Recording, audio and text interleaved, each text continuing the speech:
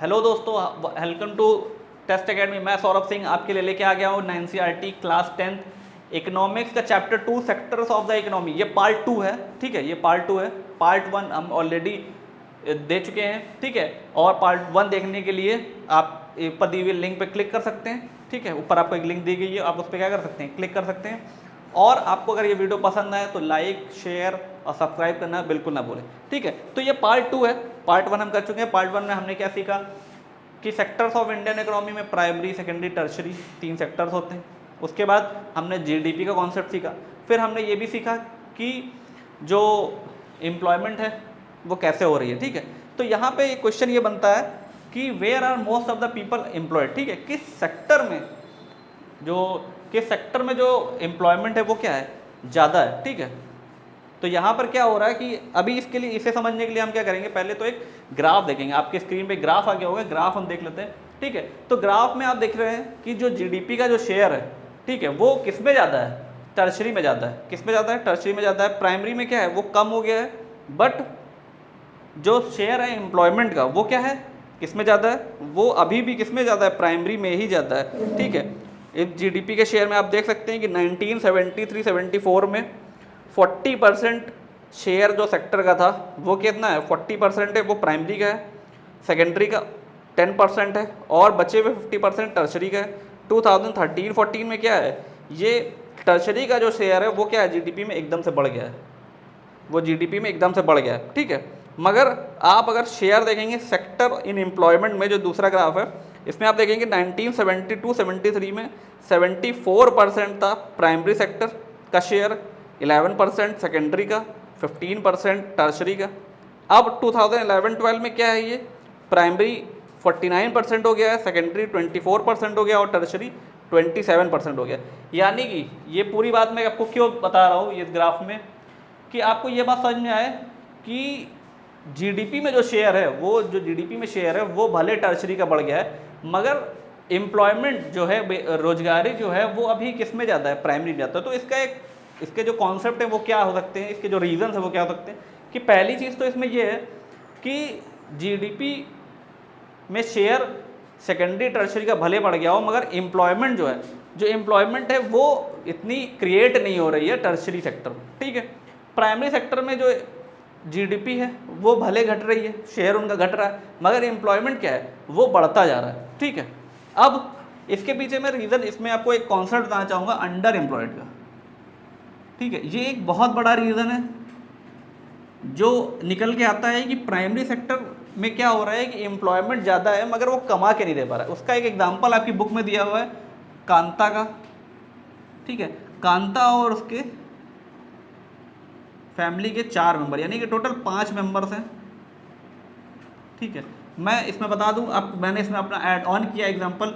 मान लीजिए उसमें कांता के हस्बैंड है, कांता खुद है, 2 उनके बेटे हैं और एक उनकी डॉटर है, एक उनकी डॉटर है। अब उनके पास एक मान लीजिए 2 हेक्टेयर का खेत है फॉर एग्जांपल, ठीक है। और वो एक सीज़न में क्या करते हैं, 10 टन कुछ भी ग्रोथ करते हैं, ठीक है। जो उनकी यील्ड है वो क्या है, 10 टन है, यानी कि 2 हेक्टेयर। अब वो क्या करते हैं, ये 5 मेंबर जो हैं वो सभी किस में काम करते हैं, इसी 2 हेक्टेयर में काम करते हैं, ठीक। हो सकता है वो कुछ इस तरीके से काम करते हो कि जो कांता के हस्बैंड है वो सुबह जाते हो 2 घंटे के लिए, कांता के 2 बेटे वो अगले 3-4 घंटे के लिए जाते हो, फिर बाद में कांता उनके डॉटर जाती हो, ठीक है। यानी कि आप देख रहे हैं कि 5 लोग क्या कर रहे हैं, इसी में काम कर रहे हैं और उगा कितना रहे, 10 टन उगा रहे हैं, ठीक है। अब अगर मान लीजिए इनमें से जो इनके हस्बैंड है और इनके जो बेटे हैं, या हस्बैंड को छोड़ दें, ठीक है, जो इनके 2 बेटे हैं वो कहीं बाहर इंडस्ट्री में जॉब करने चले जाएं, तो क्या होगा, ये घर में कमाई तो ज़्यादा होगी मगर इनके जाने से ये 10 टन 8 टन नहीं हो जाएगा। ऐसा तो बिल्कुल नहीं होगा ना कि इनके जाने से ये 2 टन उगता था, ऐसा तो होगा नहीं, ठीक है। इनके जाने से कोई फ़र्क तो पड़ेगा नहीं, रहेगा तो ये 10 ही टन ना, ठीक है। अब मान लीजिए इनकी डॉटर कहीं किसी स्मॉल इंडस्ट्री में, जो गांव में ही मान लीजिए लघु उद्योग जिन्हें हम कहते हैं, उसमें काम करने लगे, तो भी क्या इस प्रोडक्शन में कोई फ़र्क पड़ेगा, ऐसा नहीं होगा कि ये 10-7 हो जाएगा कि उनकी डॉटर के हिस्से में 1 टन आता था, वो 1 टन अपना अलग उगाती थी, ऐसा नहीं होगा, ठीक है। वो जो 10 टन है वो 10 ही रहेगा, ठीक। मगर अर्निंग क्या होगी, बढ़ जाएगी। तो यहाँ पे क्या हो रहा है कि ये सभी इस खेत में काम करते दिख रहे हैं, ठीक है, मगर ये हैं एक्चुअली में नहीं। तो ये एम्प्लॉयमेंट कैसी होती है? डिस्गाइज एम्प्लॉयमेंट, ठीक है, कैसी है? डिस्गाइज एम्प्लॉयमेंट है, यानी कि ये काम करते हुए दिख तो रहे हैं मगर एक्चुअली में काम कर नहीं रहे। जितनी इनकी कैपेसिटी है, अगर ये चाहें तो इनके हस्बैंड पूरा दिन इसमें काम कर सकते हैं, कांता इसमें और हस्बैंड उनके कांता दोनों इसमें पूरा दिन काम कर सकते हैं, मगर क्या कर रहे हैं? वो एक्चुअली में कर नहीं रहे हैं ऐसा, ठीक है। मगर जो डिस्गाइज एम्प्लॉयमेंट होती है वो अनएम्प्लॉयमेंट से अच्छी होती है, ठीक है। क्यों? क्योंकि उसमें लोग काम एक्चुअली में करते दिख रहे हैं, ठीक है, वो हो नहीं रहा है उनसे काम, वो पूरा अपनी कैपेसिटी जो भी है उनकी कैपेसिटी वो दे नहीं रहे हैं, ठीक है। तो ये इसका एक बेसिक रीज़न है कि प्राइमरी में सेक्टर में क्या होता है, लोग काम तो ज़्यादा करते हैं मगर जो ग्रोथ है वो क्या होती है? कम होती है, ठीक है। तो आई होप ये एकदम क्लियर हो गया होगा, यहाँ पे ये कॉन्सेप्ट एकदम क्लियर हो गया होगा कि क्यों पीपल जो है वो एम्प्लॉयड ज़्यादा है किसमें? इन प्राइमरी सेक्टर, बट जो जीडीपी में शेयर है वो क्या है? वो कम है, ठीक है। ओके, आई होप ये एकदम क्लियर हो गया होगा। तो नेक्स्ट टॉपिक बढ़ते हैं। तो अब next topic, how to create more employment, कि एम्प्लॉयमेंट तीनों ही सेक्टर में हम एम्प्लॉयमेंट कैसे इंक्रीज करेंगे, ठीक है। अब एम्प्लॉयमेंट इंक्रीज करने के कई सारे तरीके हैं, जैसे कि एक तो ये तरीका है कि अगर विलेजेस में एग्रीकल्चर के अलावा या एग्रीकल्चर से रिलेटेड ही कुछ इंडस्ट्रीज ओपन की जाए, ठीक है। जैसे कि फॉर एग्जांपल अगर जो स्टोरेज करने की जगह है वो अगर वहाँ पे बना दी जाए एग्रीकल्चर रिलेटेड, जैसे कि फॉर एग्जांपल उनका कुछ यील्ड होता है, ठीक है, जैसे कि कोई वो दाल उगाते हैं तो उसकी स्टोरेज करने के लिए ही मान लीजिए यहाँ पे बना दिया जाए। तो जब स्टोरेज होगा तो क्या होगा? स्टोरेज होगा तो कुछ लोगों को एम्प्लॉयमेंट मिलेगा। मैं कह रहा हूँ कि वहाँ पे एक चौकीदार ही रखा जाए तो किसी ना किसी को एम्प्लॉयमेंट तो मिलेगा ही, ठीक है। फिर यहाँ पे क्या करा जा सकता है? और स्मॉल इंडस्ट्रीज़ को बढ़ावा दिया जा सकता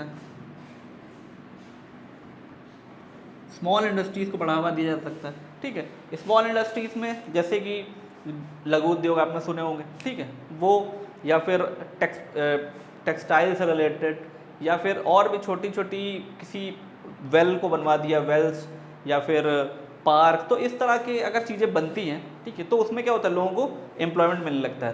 तो विलेजेस में इस तरह की चीज़ें भी की जा सकती हैं। फिर यही बात रही इन अर्बन एरियाज। अगर अब मैं अर्बन एरियाज की बात करूं, अर्बन एरियाज में हमारे पास बहुत सारे ऑप्शंस होते हैं। हैवी इंडस्ट्रीज, रोड्स, हाईवे,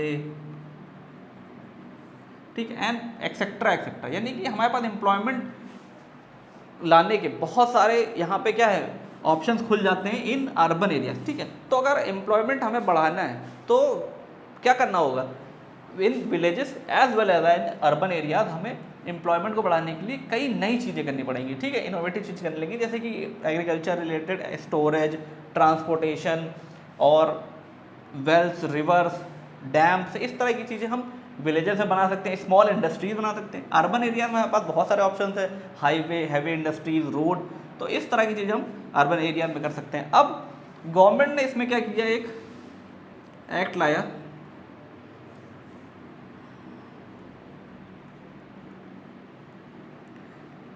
बहुत नाम सुना होगा इसका आपने, मनरेगा एक्ट 2005। क्या है ये?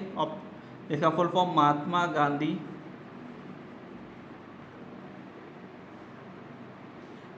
Gandhi national rural employment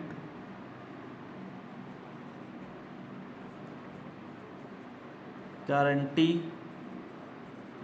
act 2005, ठीक है, मनरेगा 2005 एक्ट। इसमें क्या होता है कि इसमें गवर्नमेंट मनरेगा के अंडर रजिस्टर्ड वर्कर्स को क्या करती है? 100 डेज का एम्प्लॉयमेंट दिलाती है, ठीक है, 100 डेज का एम्प्लॉयमेंट दिलाती है जो मनरेगा के अंडर होते हैं, ठीक है।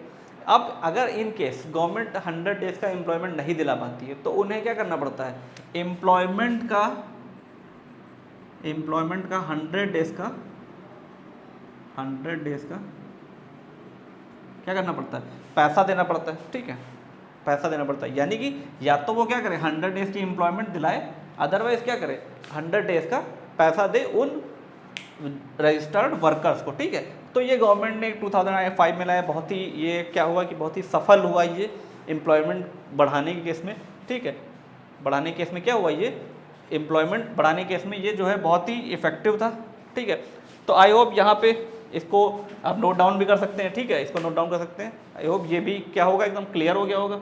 तो बढ़ते हैं नेक्स्ट टॉपिक पे, ठीक है। अब next topic organised and unorganised sector, ठीक है। तो बहुत सारे डिफरेंसेस हैं ऑर्गेनाइज्ड और अनऑर्गेनाइज सेक्टर में, ठीक है। ऑर्गेनाइज सेक्टर की जॉब्स जो होती हैं उनमें कुछ बेनिफिट्स होते हैं जो अनऑर्गेनाइज सेक्टर वालों को नहीं मिलते हैं, ठीक है। जैसे कि ऑर्गेनाइज सेक्टर वालों को बेनिफिट्स क्या हैं, बेनिफिट्स क्या है कि उनकी टाइमली वर्किंग आवर्स होते हैं, ठीक है, 8 से 12 घंटे जो भी हो सकते हैं, ठीक है। मगर अनऑर्गेनाइज में क्या है, नो टाइम फॉर वर्क, ठीक है, कोई टाइम नहीं है। हो सकता हो ये 5 ही घंटे का हो और 5 ही घंटे का उनको पैसा मिले, हो सकता हो कि 14 से 16 घंटे काम करते हो और पैसा उन्हें 10 ही घंटे का मिलता हो, ठीक है। तो टाइमली वर्क। दूसरी बात सबसे इम्पोर्टेंट, एम्प्लॉयमेंट की श्योरिटी है या गारंटी है, ठीक है, और यहाँ पे कोई गारंटी नहीं है, ठीक है। ऑर्गेनाइज सेक्टर में क्या है कि एम्प्लॉयमेंट की गारंटी है कि हाँ उनकी जॉब विदाउट एनी रीज़न नहीं जाएगी या जाएगी ही नहीं, ठीक है। मगर अनऑर्गेनाइज सेक्टर में क्या हो सकता है, उन्हें काम मिले ही ना, ठीक है। फॉर एग्जांपल डेली लेबर्स क्या होते हैं, ज़रूरी नहीं है कि उन्हें डेली काम मिल ही जाए, या जो आपके स्ट्रीट वेंडर्स होते हैं, ठीक है, वो क्या करते हैं, ज़रूरी नहीं है कि उनका वो सामान जो है वो बिकेगा ही बिकेगा, ठीक है। तो कोई गारंटी नहीं है। दूसरा यहाँ पर पेड लीव्स है, यहाँ पे क्या है, कोई भी पेड लीव नहीं है। फिर इसके बाद उनके पास बहुत सारे बेनिफिट्स हैं, for example TA, DA, PF, ठीक है। फिर नो सच फैसिलिटीज, ठीक। एग्जाम्पल इसमें कौन से हो सकते हैं, government jobs, government workers, private jobs. इसमें एग्जाम्पल क्या हो सकते हैं, डेली लेबर्स,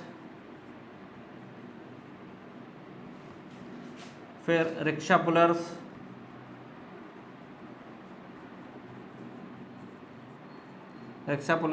या फिर स्ट्रीट वेंडर्स, ठीक है, जो के ठेले वाले होते हैं वो, ठीक है। तो यानी कि ऑर्गेनाइज और अनऑर्गेनाइज में क्या डिफरेंसेस हैं कि वर्किंग आवर्स जो होते हैं वो ऑर्गेनाइज में फिक्स्ड हैं, वहाँ पे कोई भी टाइम फिक्स नहीं होता, ठीक है, कि आज वो कितने घंटे काम करने वाले। यहाँ पे ऑर्गेनाइज में एम्प्लॉयमेंट की गारंटी है कि उनकी जॉब सिक्योर है, ठीक है, या विदाउट एनी रीज़न उन्हें नहीं निकाला जाएगा। अनऑर्गेनाइज में क्या है कि जॉब की कोई सिक्योरिटी नहीं हो सकता, उन्हें जॉब उस दिन मिले ही ना, ठीक है। फिर यहाँ पर पेड लीव्स हैं, ठीक, कुछ पेड लीव्स मिलती हैं, 2-3 जो भी उन्हें मिलती है, मगर उन्हें पेड लीव्स मिलती हैं।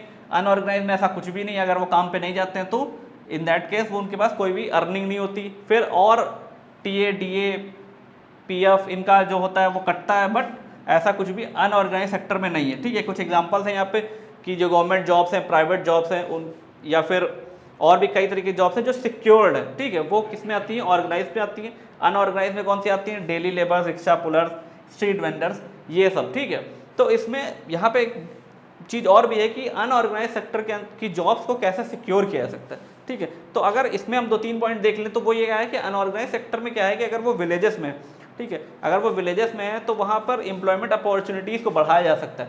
जैसे कि अगर वहाँ पे गवर्नमेंट इरिगेशन फैसिलिटीज़ को अच्छा कर दे तो हो सकता हो कि जो लेबर एक सीज़न में खेती करते हैं और एक सीज़न में लेबर बन जाते हैं इन द अर्बन एरियाज, ऐसा ना हो, वो दोनों सीज़न में क्या करें, एग्रीकल्चर ही करें। हो सकता हो वहाँ पे फर्टिलाइजर्स टाइमली ना पहुँच पाते हो या महंगे हो, ठीक है, तो इसमें क्या करें, गवर्नमेंट कुछ ऐसे चीज़ें, कुछ ऐसे ऑप्शन उनके सामने लाए कि वो क्या कर सके, उन फर्टिलाइजर को ईजिली पा सकें। फिर स्टोरेज फैसिलिटीज़ को इम्प्रूव करें, ठीक है, जिससे कि वो एग्रीकल्चर छोड़ के कोई और काम ना करें, ठीक है। अर्बन एरियाज़ में क्या कर सकती है गवर्नमेंट, स्मॉल इंडस्ट्रीज या हैवी इंडस्ट्रीज लगा सकती है, जैसे कि जो लेबर्स हैं उनको एक अच्छी जॉब मिल सके जिसमें वो क्या हो, सिक्योर फील करें, ठीक है। और अनऑर्गेनाइज सेक्टर का एक सबसे इम्पॉर्टेंट जो फैक्टर है वो है सोशल इम्पैक्ट इसका, ठीक है। अनऑर्गेनाइज सेक्टर में जो शेड्यूल कास्ट, शेड्यूल ट्राइब के लोग होते हैं उनके साथ क्या होता है, बहुत भेदभाव होता है कि बहुत से लोग ऐसा भी करते हैं कि उनको अपनी जॉब में नहीं रखते हैं, उनको काम नहीं देते हैं, ठीक है। तो ये क्या है, एक सोशल इम्पैक्ट भी है जिसमें क्या होता है, उनकी जॉब कभी कहीं ना कहीं चली जाती है, ठीक है। तो ये 2-3 चीज़ें क्या हैं कि करनी चाहिए अगर हमें अनऑर्गेनाइज सेक्टर के एम्प्लॉयमेंट को क्या करना है, सिक्योर बनाना है, ठीक है। तो आई होप ये भी क्लियर होगा, इससे वो जल्दी से नोट कर लेते हैं और बढ़ते हैं नेक्स्ट टॉपिक पे और लास्ट टॉपिक पे, ठीक है। आज का लास्ट टॉपिक शुरू करते हैं, sectors in the terms of ownership, मतलब कि ओनरशिप, कौन उस बिजनेस को, कौन उस सेक्टर को ओन करता है, उस हिसाब से 2 सेक्टर्स बताए गए हैं, एक पब्लिक सेक्टर और एक प्राइवेट सेक्टर, ठीक है। पब्लिक सेक्टर कौन सा होता है, जिसमें ओनर गवर्नमेंट होती है, ओनर कौन होती है, गवर्नमेंट होती है। और प्राइवेट सेक्टर में क्या होता है, जो ओनर्स होते हैं वो कोई इंडिविजुअल हो सकते हैं, इंडिविजुअल हो सकते हैं या फिर ग्रुप ऑफ इंडिविजुअल्स हो सकते हैं, ठीक है। यानी कि पब्लिक सेक्टर में क्या होता है, जो ओनर होते हैं वो कौन होते हैं, गवर्नमेंट होती है हमारी, और प्राइवेट सेक्टर में जो ओनर्स होते हैं वो कोई इंडिविजुअल हो सकता है या ग्रुप ऑफ इंडिविजुअल्स होते हैं, ठीक है। अब गवर्नमेंट पब्लिक सेक्टर में पैसा क्यों लगाती है, पब्लिक सेक्टर वो क्यों बनाए हुए हैं, ठीक है। ऐसी बहुत सी ज़रूरतें होती हैं, ऐसी बहुत सारी बेसिक नीड्स हैं जो वो क्या कर सकती है, प्राइवेट हाथों में नहीं दे सकती, जैसे कि रेलवे या फिर इलेक्ट्रिसिटी या फिर रोड्स, ये सब क्या है, भले उनका कंस्ट्रक्शन जो है वो प्राइवेट सेक्टर से करवा लेती है, मगर उनका जो ओनरशिप होती है वो गवर्नमेंट की होती है। क्यों होती है, क्योंकि उसके पीछे रीज़न है क्योंकि ये बेसिक सर्विसेज है, ठीक है। गवर्नमेंट को ये सर्विसेज सस्ते दामों में लोगों तक पहुँचानी होती है, ठीक है। अगर ये सारी सेक्टर जो है वो प्राइवेट हाथों में चले जाएँ तो मोस्ट प्रोबेबली ये जो सेक्टर्स है उन्हें सिर्फ अमीर आदमी ही यूज़ कर सकता है, ठीक है। तो पब्लिक सेक्टर में गवर्नमेंट ओनरशिप इसलिए करती है क्योंकि उन्हें उन चीज़ों को पहुंचाना होता है गरीब आदमी तक, और बेसिक सर्विसेज को भी पहुंचाने की ज़रूरत होती है, ठीक है। बेसिक सर्विसेज को पहुंचाने की ज़रूरत होती है, ठीक है। अब प्राइवेट सेक्टर का मेन मोटिव होता है प्रॉफिट गेन करना, ठीक है। इस वजह से क्या करती है वो, इन सेक्टर्स को के दाम को बढ़ा कर रखती है, ठीक है। फॉर एग्जांपल आपने अभी देखा होगा कि कुछ ट्रेनें जो हैं वो प्राइवेट सेक्टर की चलने लगी हैं, ठीक है। मगर आप ये भी नोटिस करेंगे कि उनका जो कॉस्ट है, जो भी टिकट के कॉस्ट हैं वो as compare to public sector वो थोड़े से ज़्यादा होते हैं। क्यों, क्योंकि उनको क्या करना होता है, प्रॉफिट भी गेन करना होता है, ठीक है। हालांकि ऐसा नहीं है कि प्राइवेट सेक्टर, यहाँ पे जैसे रेलवे है, ठीक है, तो कोई ऐसा नहीं है कि कोई प्राइवेट सेक्टर इसे ओन नहीं कर सकता, ठीक है। अगर प्राइवेट सेक्टर के बहुत सारे बिजनेसमैन ऐसे हैं जो क्या कर सकते हैं, रेलवे को ओन कर सकते हैं पूरी तरीके से, मगर इतना पैसा लगाने के बाद वो क्या करेंगे, प्रॉफिट गेन करने चाहेंगे, तो उस वजह से क्या होगा, वो टिकट के कॉस्ट को बढ़ा देंगे, ठीक है। तो उसमें क्या होगा कि ये जो गरीब आदमी की रीच से क्या होगी, रेलवे बाहर जाने लगेगी धीमे धीमे, ठीक है। फिर कुछ चीज़ें ऐसी भी होती हैं जिसमें गवर्नमेंट को अपनी पार्टनरशिप करनी ही पड़ती है। For example selling of electricity sale करने में गवर्नमेंट को क्या करना पड़ता है, अपनी जो साझेदारी होती है वो लगानी पड़ती है, क्योंकि मोस्टली इलेक्ट्रिसिटी जो होती है वो NTPCs में या किसी डैम में बनती है जो कि गवर्नमेंट ओन्ड होते हैं, ठीक है। तो sector in terms of ownership में सिर्फ इतना ही है, पब्लिक सेक्टर, प्राइवेट सेक्टर के कुछ एग्जाम्पल लिख लेते हैं, जैसे कि टाटा स्टील्स या फिर रिलायंस,